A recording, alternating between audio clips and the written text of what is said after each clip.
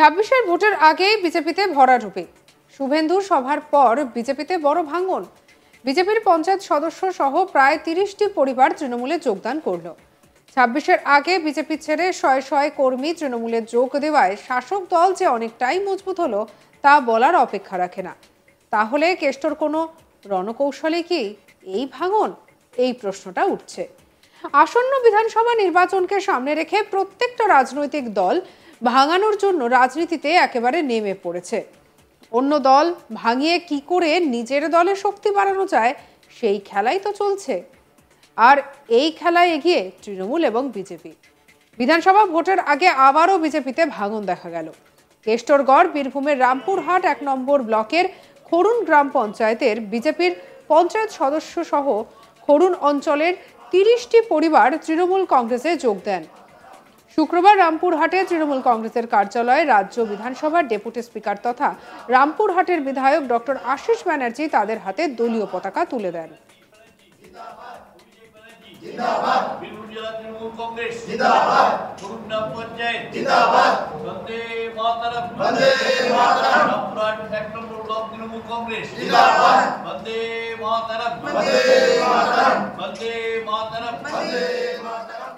তৃণমূলে আসা বিজেপির সদস্য দিলীপ কুমার দাসের অভিযোগ, সরকারি কোনো কাজ করতে গেলে বিজেপি নেতৃত্ব তার কাছ থেকে কাটমানি চাইতো। মমতা ব্যানার্জির উন্নয়ন দেখে তিনি যথেষ্ট মুগ্ধ হয়েছেন।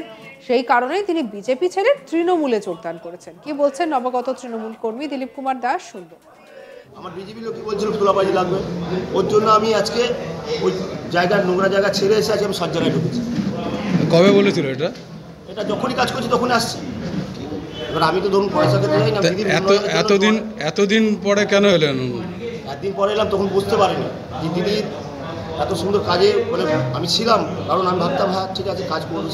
এটা বুঝালো কে আপনাকে? আমার কেউ বোঝায়নি, কারণ আমি নিজে একটা স্বাধীন ছেলে, যখন জানমান ছেলে, আমি কাজ দেখে এসেছি, দিদির উন্নয়ন দেখে এসেছি। রামপুরহাটের বিধায়ক আশিস ব্যানার্জি জানান, তৃণমূলের উন্নয়ন দেখে তারা দলে জয়েন করেছেন। কি বলছেন আশিস ব্যানার্জি, শুনবো। এখানে সমবেত হয়েছি দিলীপ দাস, খরুন গ্রাম পঞ্চায়েতের বিজেপি সদস্য। তিনি তৃণমূল কংগ্রেসে যোগ দিচ্ছেন। মমতা বন্দ্যোপাধ্যায়ের উন্নয়নের প্রতি আস্থা রেখে অভিষেক বন্দ্যোপাধ্যায়ের সৈনাপত্যে যে দল চলছে তার প্রতি আস্থা রেখে দিলীপ দাস গ্রাম পঞ্চায়েত সদস্য, খরুন গ্রাম পঞ্চায়েতের সদস্য, বিজেপি সদস্য, তিনি যোগ দিচ্ছেন। তাকে আমরা সাদরে গ্রহণ করছি এবং তার এই বিষয়টি আমরা যথাযথ জায়গায় পৌঁছে। এই বিষয়ে বিজেপি মহিলা মোর্চার সভানেত্রী রেশমি দে জানান, দিলীপ দাস স্বেচ্ছায় দল ছাড়েননি, তাকে ভয় দেখিয়ে যোগদান করিয়েছে তৃণমূল। কি বলছেন রেশমি দে, শুনবো। বিজেপি ছেড়ে তৃণমূলে যোগদান কেউ স্বেচ্ছায় করে না। শাসক দল যেভাবে নোংরামিতে মেতেছে, যেভাবে মানুষকে বিজেপি কর্মীকে ভয় দেখানো, এখন যারাই ওদের সঙ্গে আছে সবাই ভয়ে ভীতিতে আছে। তৃণমূলের সঙ্গে কেউ থাকতে চাইছে না। কালকে যিনি যোগদান করেছেন তিনিও স্বেচ্ছায় যায়নি, ওনাকেও জোর করে ভয় দেখিয়ে নিয়ে গিয়েছে। এই করে টিএমসি বেশি দিন টিকতে পারবে না। এই 26-এ তৃণমূলকে মানুষ এই ঘাস ফুল বাংলা থেকে উপরে ফেলে দেবে। আর এদিকে রাজনৈতিক মহলের মতে নির্বাচনের আগে এই ধরনের দলবদল শাসক দলের শক্তি আরো বাড়িয়ে দেবে। অন্যদিকে বিজেপির স্থানীয় নেতৃত্ব এই ঘটনায় রীতিমতো চাপে পড়েছেন বলেই মনে করা হচ্ছে।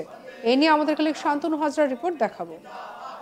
রামপুরহাটে শুভেন্দুর সভা, আর এই শুভেন্দু অধিকারীর বিরোধী দলনেতা শুভেন্দু অধিকারীর সভার পরই রামপুরহাটে আর এক নজির ঘটনা ঘটল। সেখানে দেখা গেল যে বীরভূমের তৃণমূল নেতৃত্বের হাত ধরে বিজেপির পঞ্চায়েত সদস্য এবং ওই পঞ্চায়েত এলাকার ৩০টি পরিবার বিজেপিতে যোগ দিলেন। সেখানে যে পঞ্চায়েত সদস্য দিলীপ কুমার ঘোষ, তিনি বলছে যে বিজেপির বিরুদ্ধে কিন্তু একাধিক বিস্ফোরক অভিযোগ তুলছে। বিজেপি দল নাকি সরকারি কাজ বা উন্নয়ন করতে গেলে বিজেপি পঞ্চায়েত সদস্যের কাছ থেকে বিজেপি রায় কাটমানি চাইছে। এই কাটমানির কালচার কিন্তু তৃণমূলের বলে অভিযোগ করছে ভারতীয় জনতা পার্টি, যে বীরভূম জেলা বিজেপি নেতৃত্ব। তবে কি হয়েছে, কেন তাদের এই তৃণমূলে যোগদান তা নিয়ে কিন্তু একাধিক প্রশ্ন উঠছে।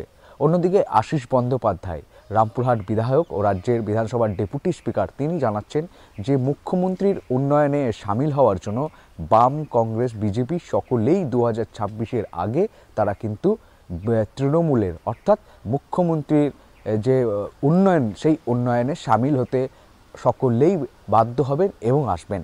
অন্যদিকে ভারতীয় জনতা পার্টির মহিলা মোর্চার সভানেত্রী তিনি জানাচ্ছেন যে প্রলোভন, ভয় দেখিয়ে বিজেপির পঞ্চায়েত সদস্য, বিজেপি কর্মী সমর্থকদেরকে কিন্তু তৃণমূল নিজেদের দলে টানছে।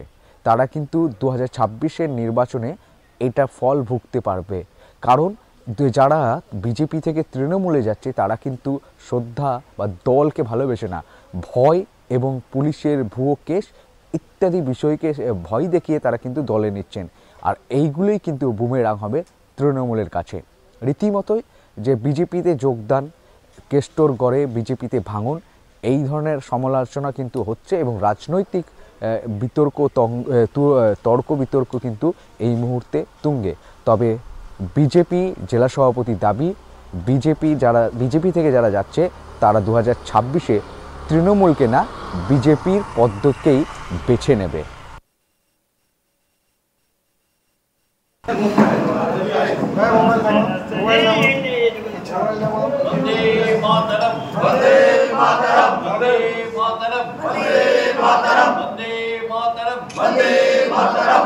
कांग्रेस जिंदाबाद, तृणमूल कांग्रेस जिंदाबाद, तृणमूल कांग्रेस जिंदाबाद, ममता बनर्जी जिंदाबाद, ममता बनर्जी जिंदाबाद, ममता बनर्जी जिंदाबाद, अभिषेक बनर्जी जिंदाबाद, बीरभूम जिला तृणमूल कांग्रेस जिंदाबाद, खरुड़ ग्राम पंचायत जिंदाबाद। 26-এর ভোটের আগে বিজেপিতে একেবারে ভরাডুবি। শুভেন্দু সভার পর বিজেপিতে বড় ভাঙন দেখা দিয়েছে। বিজেপির পঞ্চায়েত সদস্য সহ প্রায় 30টি পরিবার এবারে তৃণমূলে যোগদান করলো। 26-এর আগে বিজেপি ছেড়ে শয়ে কর্মী তৃণমূলে যোগ দেওয়ার ঘটনায় শাসক দল যে অনেকটাই মজবুত হলো তার বলার অপেক্ষা রাখে না। তাহলে কেষ্টর কোনো রণকৌশলে কি এই ভাঙন দেখা দিল, সেই প্রশ্ন উঠেছে। আসন্ন বিধানসভা নির্বাচনকে সামনে রেখে প্রত্যেকটি রাজনৈতিক দল ইতিমধ্যেই যে যার মতো করে গুটি সাজাতে ব্যস্ত। আর এর মধ্যে বিধানসভা ভোটের আগে আবারও বিজেপিতে ভাঙনের ঘটনায় স্বাভাবিকভাবেই কেষ্টরগড়ে নতুন করে একাধিক চাঞ্চল্যের সৃষ্টি হয়েছে। কেষ্টরগড় বীরভূম রামপুরহাটের 1 নম্বর ব্লকের খরুন গ্রাম পঞ্চায়েতের বিজেপির পঞ্চায়েত সদস্য সহ খরুন অঞ্চলের 30টি পরিবার তৃণমূল কংগ্রেসে যোগ দেন। শুক্রবার রামপুরহাটের তৃণমূল কংগ্রেসের কার্যালয়ে রাজ্য বিধানসভার ডেপুটি স্পিকার তথা রামপুরহাটের বিধায়ক ডক্টর আশিস ব্যানার্জি তাদের হাতে দলীয় পতাকা তুলে দেন। সঙ্গে রাখুন আজ তাক বাংলার ইউটিউব চ্যানেলকে। অন্যান্য খবরের জন্য লাইক করুন, শেয়ার করুন, সাবস্ক্রাইব করুন। আমরা এখন রয়েছে হোয়াটসঅ্যাপে, ফলো করে নিন, আপডেটেড থাকুন।